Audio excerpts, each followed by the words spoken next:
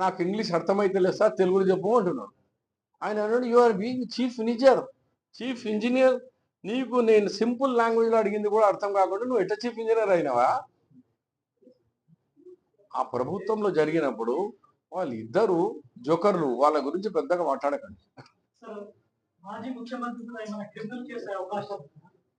ఇప్పుడు నేను ఒక వేరే సబ్జెక్ట్ మీద వచ్చిన, కానీ క్రిమినల్ కేసు లా స్టేక్ అంటారు కదా కోర్సు, ఆ చట్టం పని చట్టం చేసుకుంటది. ఈ రోజైతే క్రిమినల్ కేసు గవర్నమెంట్ పెట్టాలనే ఉద్దేశం అది లేదు.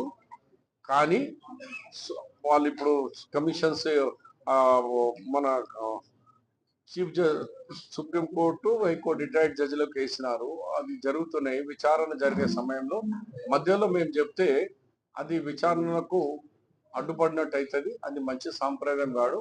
అది ఏజెన్సీస్ వాళ్ళ పని వాళ్ళు చేస్తారు. Thank you.